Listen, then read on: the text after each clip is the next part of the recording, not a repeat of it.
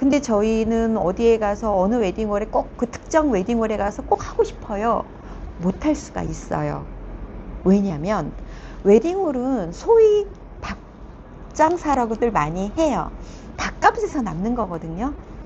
근데 가장 그 성수기, 예를 들어서 플래너님 저 10월 달에 토요일 날 1시에 하고 싶어요.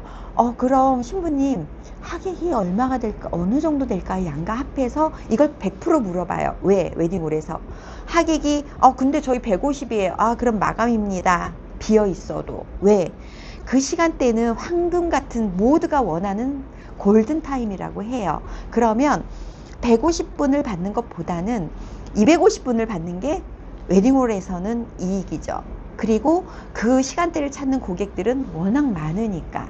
그래서 조금 더 팁을 드리자면, 예를 들어서 내가 꼭 그런 때 하지 않고 조금 유동적이다 그러면 일요일 날 같은 때를 조금 공략을 하시는 게 좋아요. 일요일 날 저도 하객으로 웨딩홀에 하객으로 다녀봤을 때 토요일 날 같은 경우는 너무 힘들어요.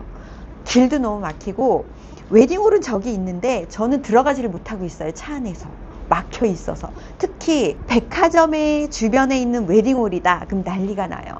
예식 다 끝나고 들어갈 수 있는 상황이 생겨요. 근데 일요일날 11시다 그러면 일요일 11시다 그러면 일요일 오전에는 움직이는 사람들이 많지 않아요. 그러다 보니 길도 뻥뻥 뚫려요. 그리고 첫 타임이다 보니까 웨딩홀에 딱 주차장을 딱 들어가잖아요. 널널해요. 주차 아무 데나 편하게 할 수 있어요. 그리고 첫 타임이니 음식들도 깨끗해요. 왜냐면 둘째, 셋째, 넷째 타임은 아무래도 음식을 계속 비어있으면 갖다 붓고 하다 보니까 아무리 깨끗이 한다고 해도 사용한 흔적들이 있잖아요. 근데 일요일 첫 타임은 정말 깨끗하고 우리 하객들이 가셨을 때 와, 굉장히 편리하구나 조금 그런 느낌이 있고, 또 일요일이니까 대관료나 식대 이런 거를 조금은 조율할 수가 있어요. 그러니까 이런 거는 굉장히 팁이고, 또 하나의 팁은 1년 전부터 제가 오픈한다고 했잖아요. 웨딩홀들이 가격 오픈을. 그러면 27년 1월이다. 그러면 보통 26년 1월 정도에 오픈을 해요. 근데 저 26년 1월에 결혼하고 싶어요. 그러면 벌써 25년 1월에 오픈을 했을 거 아니에요. 근데 그럼 고객분들이 많이 가서 예약을 했겠죠? 근데 한 26년 10월 정도에 26년 1월 달에 하고 싶어요. 이런 고객들은요, 25년 1월에 간 고객보다 훨씬 가격대를 저렴하게 할 수 있어요. 왜? 몇 개월 남겨두고 웨딩홀을 잡는 하객들이 많지가 않아요. 그럼 웨딩홀 입장에서 자, 12시, 1시, 2시가 비었네? 근데 3시, 4시는 찼어. 2시를 어떻게든지 채워야 꽉 채우잖아요. 그러면 2시인데 26년 1월에 2시인데 10월 달에 어떤 고객이 왔어요. 신랑 신부님이.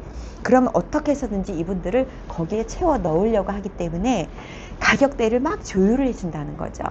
근데 난 똑같은 1시인데 2시나 1시인데 이 고객 10월에 온 고객보다 난 그래서 얼리 조금 일찍 가서 계약을 했는데 왜 제가 더 비싸요? 웨딩 카페나 이런 커뮤니티에 보시면 나 이거 바가지 쓴 거 아니야? 어떤 분들은 똑같은 날짜 나보다 1시간 느린데 나보다 훨씬 저렴하게 했대. 근데 나는 이 고객보다 훨씬 비싸게 했어. 이게 그런 맥락으로 해서 벌어지는 일들이에요.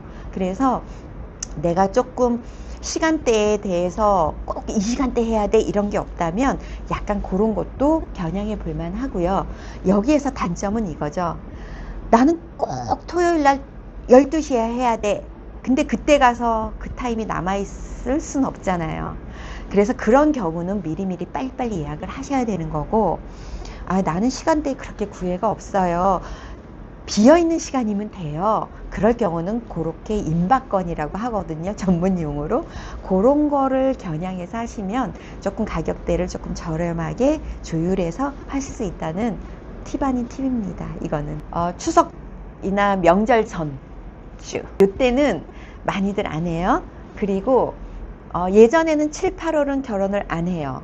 근데 요새는 7, 8월도 결혼을 하기는 해요. 근데 7월 한 20일 넘어서 8월 첫째 요때는 당연히 안 하겠죠, 결혼을. 근데 이것도 있어요. 결혼을 하는데 아무도 안 해. 근데 나만 그 날짜에 가서 결혼을 해. 그러면 웨딩홀 입장에선 안 받으려고 하죠. 왜? 하객 그 결혼 타임이 몇 타임이 있으면 재료나 이런 걸 대량으로 들여와서 좀 저렴하게 하는데, 그리고 인건비도 하루로 하는데 한 타임만 있어, 예식이요. 그러면 이 고객들 때문에 재료 사입도 다시 해야 되고 인건비도 드려야 되고 웨딩홀로서는 훨씬 마이너스죠. 예, 그런 경우가 있어요. 그래서 7월 말에서 8월 초는 예식이 없지만 그런 경우도 있고, 그 다음에 이제 공휴일 같은 경우는 조금 겨냥해 볼만 해요. 공휴일은 예식을 아예 안 하진 않아요. 근데 토요일보다는 조금 덜 차는 거죠. 근데 제일 좋은 건 일요일 날 3, 4시 이때는 많이들 선호하지 않아요. 그래서 그때도 채우고 싶어 해요, 웨딩홀들은. 왜? 11시, 12시, 1시는 차거든요. 근데 3시, 4시 이때는 덜 차요. 그럼 그때도 차면 웨딩홀 입장에서는 너무 좋죠. 그래서 어떻게 해서든지 채우고 싶어 하겠죠. 근데 하객 입장에서는 다음날 출근해야 되는데 4시에 조금 힘들긴 하겠다. 예전처럼 웨딩홀에 가서 막 술을 거나하게 드시거나 이러진 않잖아요. 그래서 그런 것도 겨냥해 볼만 하죠. 난 서울에서 살고 있어요. 근데 부모님이 대전에 사세요. 근데 부모님들이 꼭 대전에 와서 결혼해야 돼. 이럴 경우에는 그럼 플래너님, 저는 대전에서 스드멜 진행해야 돼요? 서울에서 진행해야 돼요? 이거 고민을 하시는 경우도 있어요.